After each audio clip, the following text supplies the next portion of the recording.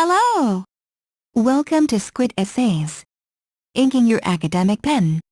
My name is Julie and I will be your instructor as we read through the theme of Payback in the Canterbury Tales by Geoffrey. The article's source is embedded in the video description below. Feel free to read along.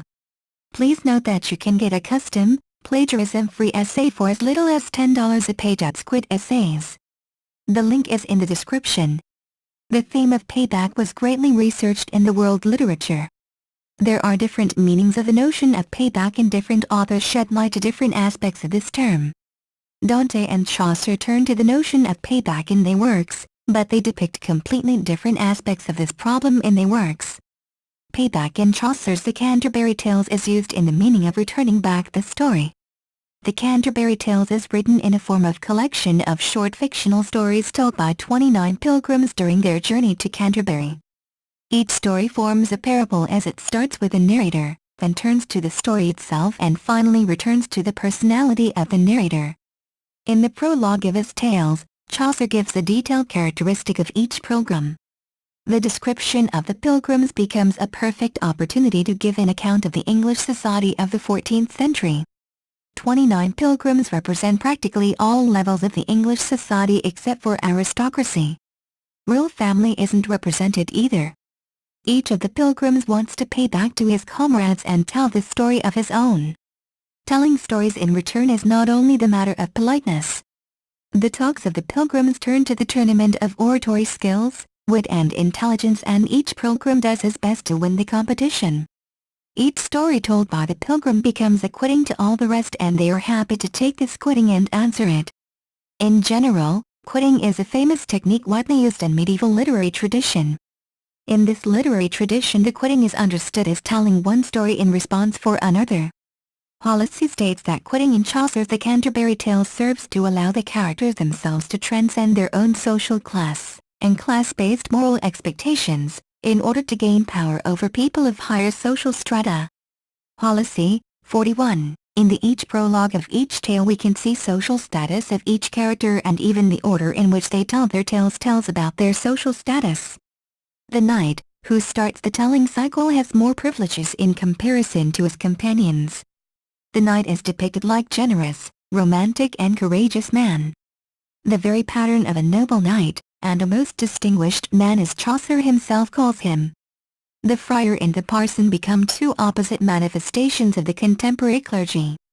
These two people show a contrast between two different ways of approaching their missions. These two characters differ even in their physical characteristics. The parson becomes an embodiment of holy man dedicated to his service to God and his parishioners. All his deeds prove his right to be a parson in contrast to friar. This controversy is used by the author in order to underline this separation between honest priests and liars who use their position in order to obtain some profit. The withstanding between two priests reflected Chaucer's ideas about the necessity of changes inside the Catholic Church, condemned church corruption, and emphasized the necessity of the religious reformation. All the stories and their narrative taken together create a perfect portrait of the medieval life. The picture created by the author shows different aspects of life as many storytellers give their pieces, which finally constitute the mosaic of different tales into one story. There are a lot of reasons which make the pilgrims to tell their stories.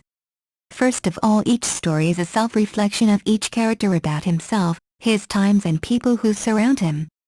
At the same time, each story has its addresses and is told for the audience. Each narrator expects for some feedback from his listeners and wants to hear their reaction. Reactions to each story range from anger to admiration, and each story becomes a challenge for the listeners, who now have to pay back with some other story. Despite all the stories and provide different kinds of reactions, there are several things which unite them. The theme of social life, the place of an individual in the society, and different social roles people play become that red thread which goes through all the stories and unites all the narrators. The theme of moral balance is also an important theme, which becomes the main theme in many stories. The character of the pardoner seems to be the embodiment of this social and moral balance. In the beginning of the narration, the pardoner becomes an incarnation of perfect moral balance and that unachievable goal all the pilgrims strove for. The pardoner sells so-called indulgences, which promised the person who bought them the pardon of all his sins. The pardoner turns to his usual devices and starts his usual sermon when he got the opportunity to talk. The story becomes a challenge for all the listeners as it makes them to think about their own failure and vices, which become even more evident in comparison with the pardoner's words. But Chaucer doesn't let the reader to be fooled by the servant of God and uncovers his true thoughts and ambitions and the corruptness of selling the pardons of God. The pardoner uncovers some of the techniques he uses in order to sell as much indulgences as possible. Avarice is a theme that I employ in all my sermons, to make the people free in giving pennies, especially to me. My mind is fixed on what I stand to win and not at all upon correcting sin. And by such hornswoggling I've won, year by year, 100 marks, Chaucer, 163. The withstand between the pardoner and the host is very notable. After finishing his tale, the pardoner has nothing to answer to the attacks of the host. Pardoner did not answer. Not a word, he was so angry, could he find to say. Chaucer, 185. Very soon he finds his usual way to escape the situation, ends the story with the words, "And now, good men, your sins may God forgive and keep you specially from avarice." Chaucer, 164. The host is able to see the hypocrisy of the pardoner and make the readers see the hypocrisy of the church and its servants. His real views on the church are not uncovered till the end of the story he tells. The notion of feedback presented in Dante's Divine Comedy is completely different.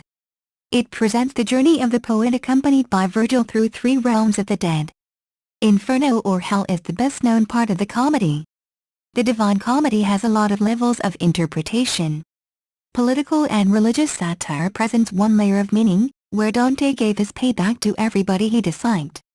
The narration provided by Dante is allegorical, and in the beginning of his writing he calls the readers to note the doctrine hidden under the veil of strange verses. In 9.61-3, Inferno describes all the types of punishments people get for their sins after death. The theme of divine retribution or contralpasso is central to Inferno. Retribution can be positive or negative, but in the circles of hell Dante and Virgil see only punishments people get for their sins. There are 9 circles of hell described by Dante, and the sufferings of the sinners tortured in the hell increase as Dante and Virgil descend the hell. Dante depicted hell as a conical recess, formed by Lucifer when he fell down from the heaven to earth. Dante made a great work developing his own system of punishments and tortures in the attempt to give the classification to the human sins.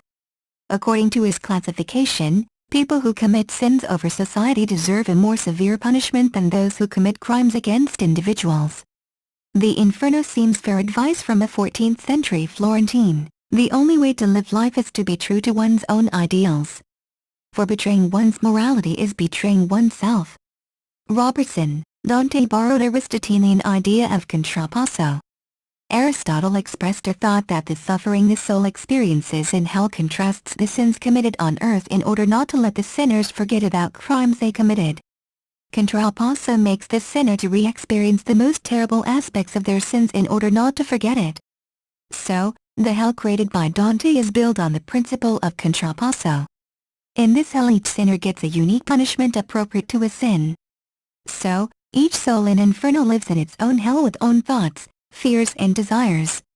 This hierarchy gives us an account of the punishments Dante believed to be appropriate for certain sins. Contralpasso of payback is a central idea expressed by Dante in his Inferno.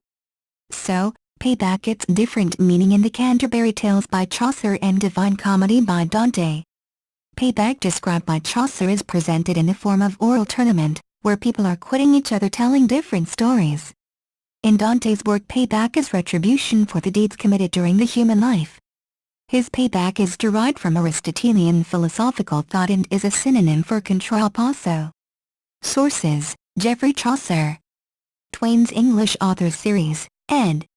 Sylvia Bowman, New York, Twain Publishers, 1964. Pearsall, Derek. The Life of Geoffrey Chaucer. Blackwell Critical Biographies. Ed. Claude Rawson. Oxford, Blackwell Publishers, 1992.